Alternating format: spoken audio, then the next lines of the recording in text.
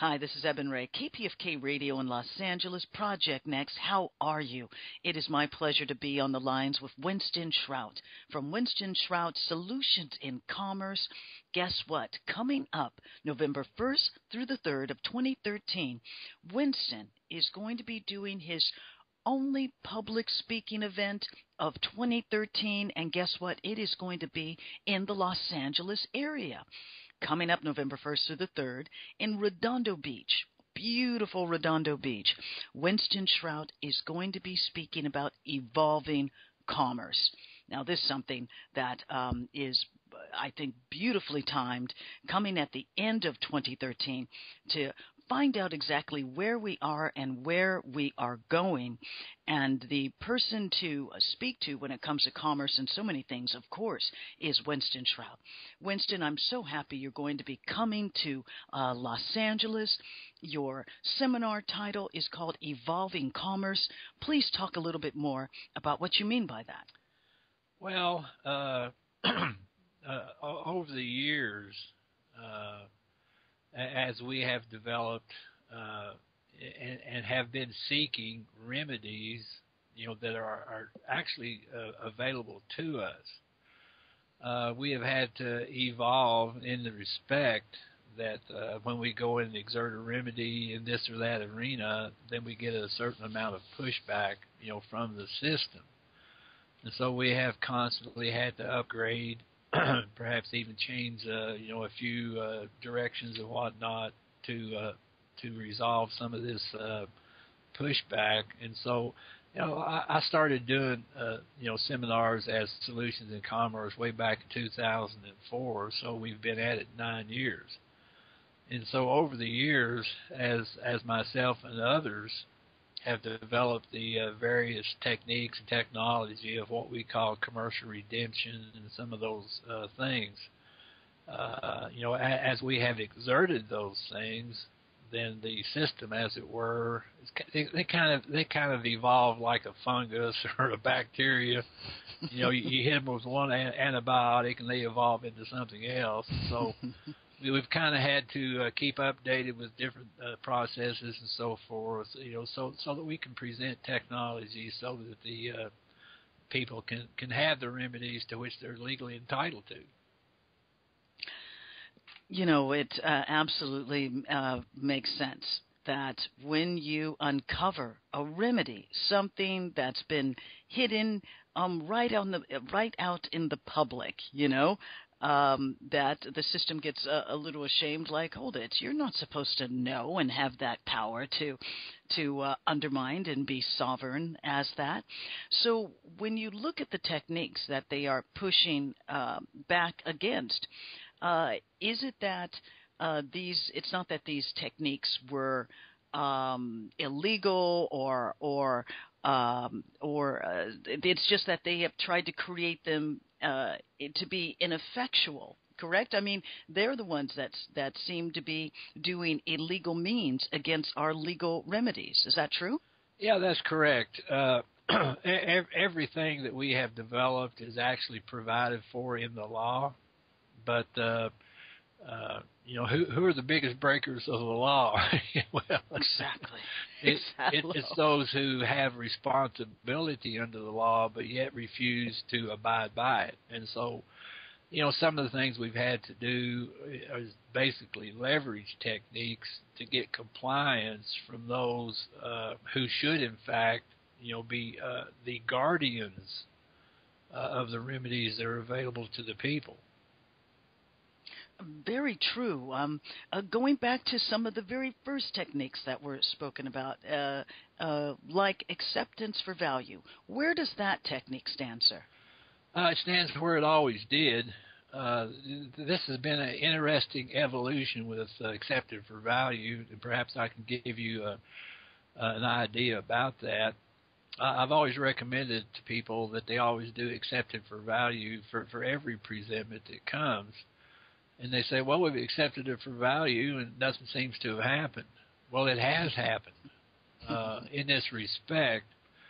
If you understand acceptance and return, the technology behind that, you realize that it's the only remedy that's actually available to the people in the United States because of the Chapter 11 bankruptcy, that the United States government is operating with. And so when you're given the presentment from whatever source, when you do the acceptance and return, now that puts them into a pretty bad place.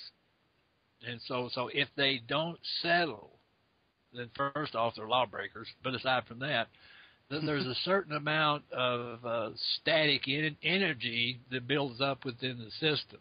It's like if you keep adding electricity into a capacitor, it'll finally blow up. And so in this instance here, as acceptance for value has become very popular, more and more people are doing it more and more times, and it's kind of like loading up a capacitor. No, we're loading up the system with this energy, and at some point it will, I don't know whether you call it implode or explode, but in my view, as I see it, we have already caused the implosion or the explosion of the system due to the acceptance for value energy that we have continued to infuse into that capacitor.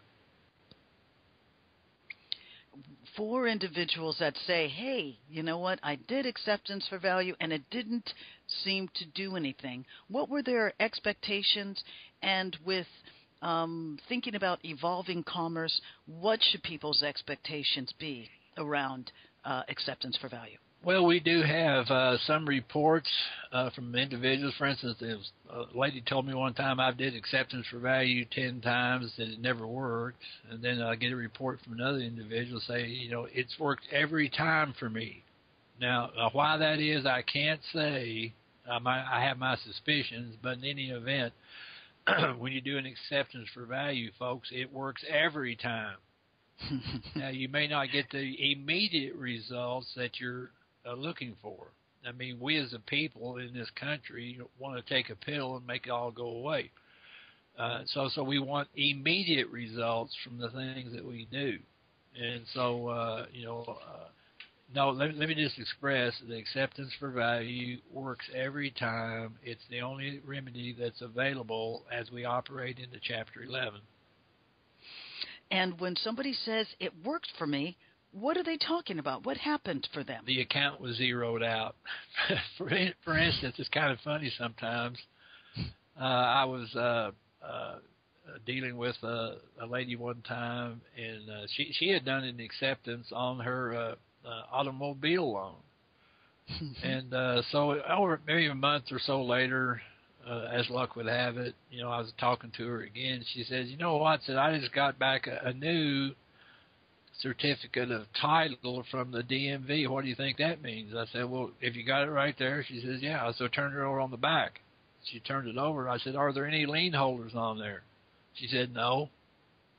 I said, well, it looks to me like your acceptance has been cleared then. So people, a lot of times, they don't even know when they won. And does it call for, when it comes to acceptance for value, does it call for the filing of the birth certificate and the creation of the... No. Anybody that can write the word accept and sign their name to it, that's all that's needed. Well, that is something that is brilliant. For one, because it's accessible to everyone that comes into your knowing, Mr. Shrout, comes into your world of commerce, and are able to start experimenting at a fundamental level with how to operate with a spine and dignity.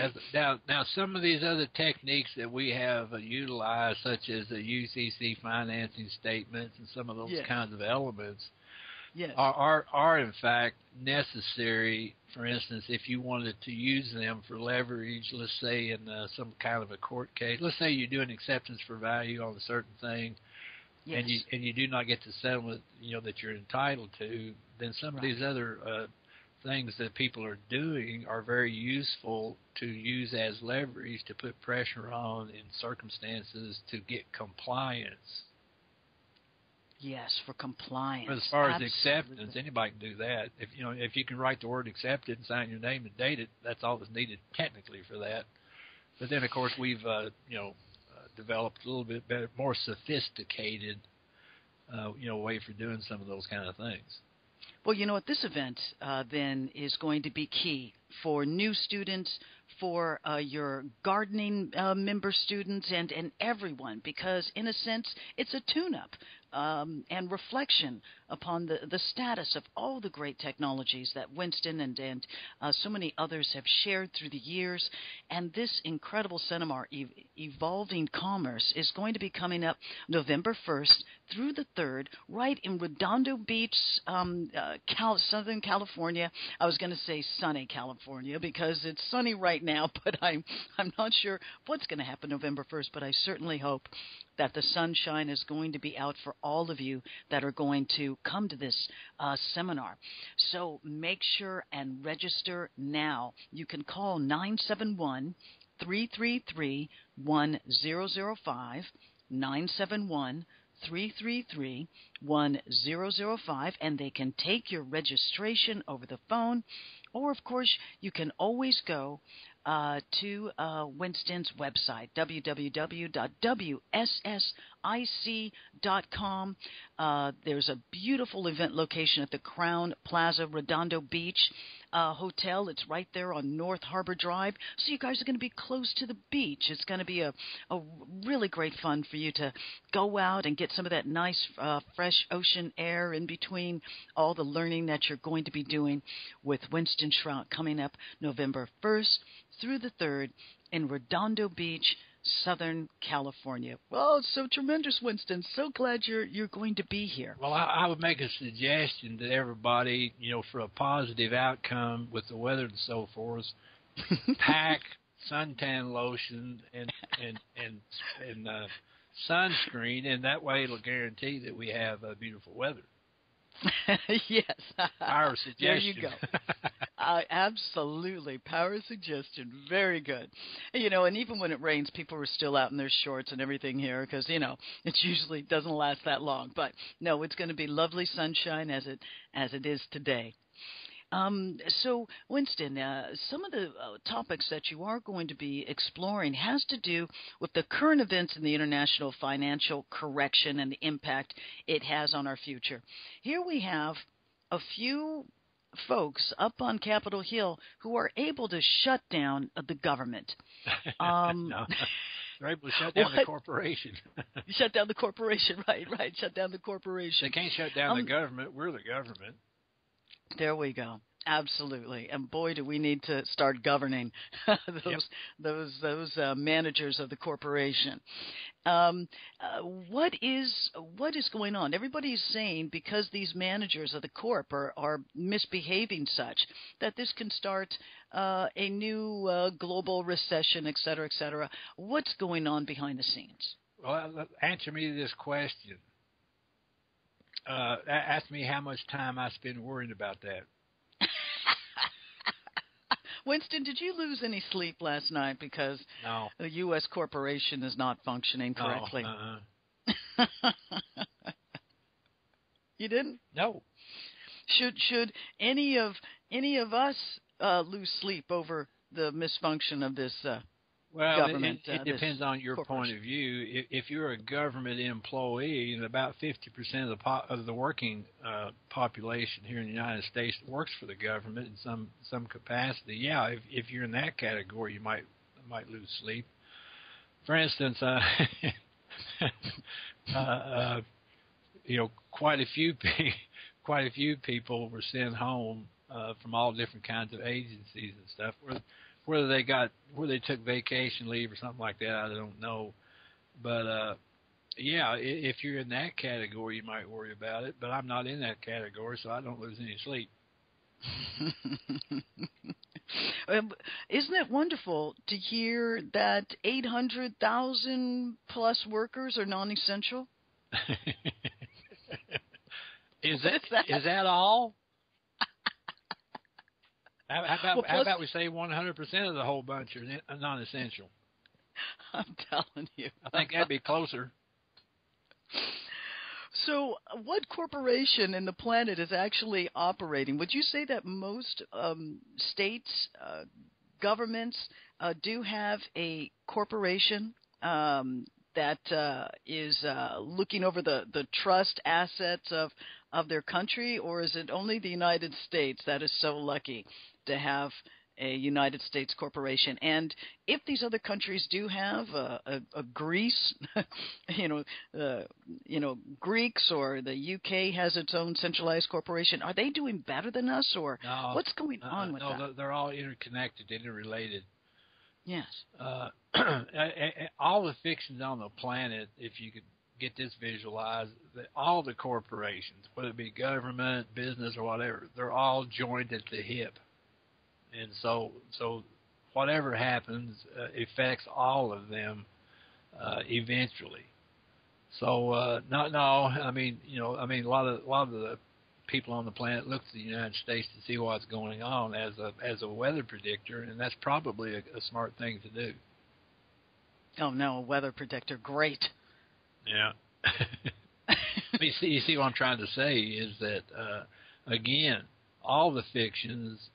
Because all the planet operates in bankruptcy, all the countries operate in public policy, UCC or the International Commercial Code and so forth. But they're all joined at the hip, and what affects one affects all of them. And so, what do you see as being very positive in this current international financial climate? Well, the restructuring of the international financial matrix is in fact an accomplished thing. It's only a matter at this point of getting things straightened out in banking, financing, and some of those elements. One of the key elements of this whole correction is the Basil III agreements. Whereas if you want to keep doing banking, if you want to keep participating in the international commercial community, you're going to have to become Basil III compliant. Now, Basil III requires complete transparency. Now, let me explain the effects of that. For instance, in the mortgage industry, whereas the banks have taken the account payable side off ledger, leaving on the account receivable. I can't discuss that whole thing because it's kind of a long conversation. But if Basil III comes in and says, okay, guys, okay, banks, all you mortgage banks, bring the account payable back on ledger, what do you think that will do to all of the mortgages in this country and across the planet? Tell us. Zero them. Because once they bring that account payable side back on, it demonstrates that the note is an asset to the maker. Then that account sheet comes down to a zero, and so the mortgages and all that kind of stuff comes to zero. And then another thing that people might not have thought about: if Basil III requires complete transparency, in other words, the banks have to reveal where the money on their books came from. What do you think that's going to do to the CIA and the drug cartel? They're going to have to take it all in cash. and they'll have to stick it under their mattress or bury it in the backyard because they won't be able to use the banking system for their drug money and illegal funds and so forth. So that's a huge thing on the planet. Is there a little battle going on in getting this Basil III pushed through? Is there some resistance, or is this fait accompli? Is this just coming down the line? Well, it is coming down the line. The Swiss have always been considered to be basically the policemen in the financial community, and so that's where it's coming out of. It's coming. I'm sure it's coming eventually from Queen's Council, from the Swiss. But, hey, it only makes sense. They've been working on this a long time. I mean, they had Basil I, Basil II, and Basil III, and they've been developing this thing. And so at this point in history, now they're starting to enforce it because, not everybody at the top levels is a crook. And a True. lot of people at the top levels have wanted to correct the thing, but simply didn't have the tools to work with, nor the support. But now they have the tools to work with. Now they have the support, and so we can expect good things, to come from that. Now, it'll take just a little while for it to trickle down, to the local level, in our neighborhood. But rest assured, folks, it is coming. And what does that mean for all of your folks that have been studying with you? Does that mean that some of the technologies will be more effective? Will they become obsolete because they will be more just? They will be operating in a more just environment? What is the evolution of some of these remedies as the international structures start to change, as we start to change? Well, we actually had an appropriate program that was developed in 1933, if only it had been revealed to the people, and so they could understand it. But we have the technology to turn it into a completely cashless society. Now, these corrections and so forth that are being made in the international and some of these situations are an intermediate step to get back to the policies and programs that were actually instituted way back in 1933, and so we technically can become a completely cashless society, which is going to resolve a whole lot of problems. Now, hold it. A lot of folks think really about Big Brother, New World Order, around a cashless society. People, first thing that comes up is, oh my God, I'm going to get chipped. No. Just wave your forehead across this scanner, and you can take your Wonder White bread home with you, ma'am. No. But okay, what do you mean by a cashless society, sir? Yeah, it'll be a society. It'll be a situation, where there's simply accounting done. One of the biggest problems that comes from the use of a currency, such as, even if you call it a fiat currency, is of no consequence. But one of the biggest problems comes with hoarding. Yes. Now, the government will attack you if you hoard Federal Reserve notes, yet, they do it all the time. Now, for instance, it's been way back in, I think, 2004. I was actually involved with a group, and we had taken a private plane, and had gone to Dubai. And there we were to meet with a gentleman from, I think he actually lived in Germany, but we were anticipating signing a contract to haul Federal Reserve notes out of Europe and stockpile them in warehouses in Dubai. And this guy said, I can keep you busy for 5 years. Order. Jiminy Christmas. What in the world are we doing? People have to realize that about 70 to 75% of all Federal Reserve notes in denominations of hundreds, 50s, 20s, on down, about 70 or 75% of those notes, as they call them, are actually foreign held. And people don't realize this, but in the United States, what we use as currency here, only about, it's less than 10% that's actually transacted with Federal Reserve notes themselves. So, but anyway, the big problem, that we have dealt with on the planet, when you start talking about a physical piece of paper or whatever, gold or silver or whatever the heck it is the problem of hoarding. And so if you get into a cashless society or a cashless system, which is simply, bookkeeping as to credits and debits and so forth, then the hoarding goes away, and the dangers.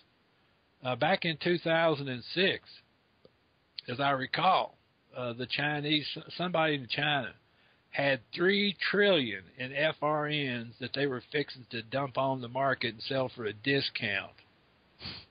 And that would have completely destroyed our economy. because we were relying strictly on the value of the FRNs as a reserve currency. You understand, the United States is the only country on the planet that doesn't have its own national currency. Here in the United States, we only use FRNs as an international currency. So if they had dumped $3 trillion and sold them as a discount, I mean, we'd have really took a hard hit on that.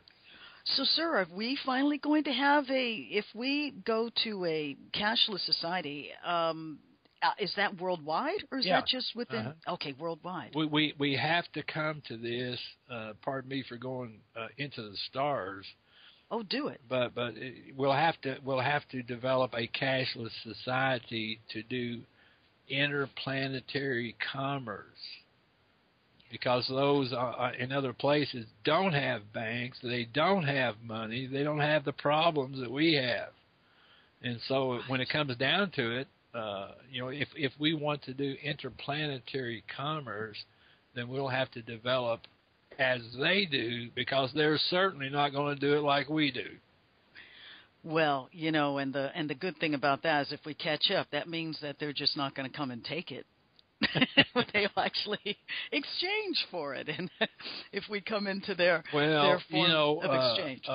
Really, if we get to the point where we have what we call free energy devices for every household, if we can put these devices in our automobiles, I mean, for crying out loud, we've already got 3D Xerox machines. I know, right?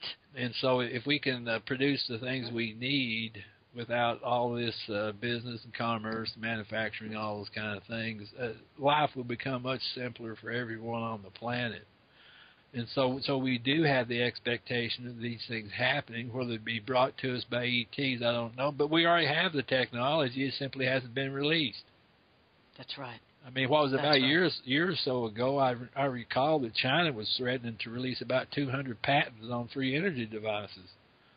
And if you'll recall, about 6 or 9 months previous to Fukushima, Honda came out and said, we have developed a car that runs totally on hydrogen and water, and we're fixing to mass produce it. And I said, oh, crap. I mean, I said, just do it. Don't talk about it. I said, they're going to be attacked. And sure enough, they were. And so hopefully, we can get all that, the oil or the petroleum war machine shut down, so that when we have these innovations and things, which are good for mankind, such as, free energy or even hydrogen cars and all that kind of stuff, we won't be attacked for it. I mean, it probably not every month. Somebody will contact me and say, hey, we got this free energy device. And I say, okay, so what? I said, you can't produce it. I mean, you can build one for yourself, but you can't build them and put them on the shelf, because if you do, somebody will come by your place and destroy you. And so we have these obstacles that are slowly being removed so that we can have the quality of life for which we were actually intended. And so some of these corrections that are being made in international finance, some of these intermediate steps that are being taken will lead to this. And certainly, Basil III and some of these other elements that have been created, for that correction are fundamentally essential. Well, Winston, this is going to be such an exciting event. I'm sitting here and buzzing from it. This is just really, man, this is going to be phenomenal. It's coming up November 1st through the 3rd in lovely Redondo Beach. That's only 7 miles south of the L.A. International Airport. Fly in, come on down. You're going to be by the beautiful Pacific Ocean. You're going to be staying at the Crown Plaza, Redondo Beach. That's right on Harbor Drive, across from the oceans. Make sure and register as soon as you can, because there is special deals on hotel rooms. And so make sure and give them, let's see, is there a secret word to give them up there? But I'm sure if you mention that you're going to the Solutions in Commerce conference there, that you'll get the special discount. And so the number to call, 971-333-1005, 971-333-1005. Also go to www.WSSIC-WinstonShroutSolutionsInCommerce.com. All the information is up there for Winston's upcoming seminar, Evolving Commerce. How exciting. Can't wait to be there with you all and to see you again, Mr. Shrout. It was absolutely fantastic to come up into your neck of the woods and lovely, rainy, beautiful green Oregon, Portland, Oregon. And so welcome you down to Southern California. And the final word goes to you, Mr. Shrout. What would you like to say to your fantastic students? Let me just say that, for all the folks, that come down, get a chance, to shake hands and to meet me. You can tell your children, grandchildren, and great-grandchildren that you actually shook hands with a bona fide Kentucky hillbilly.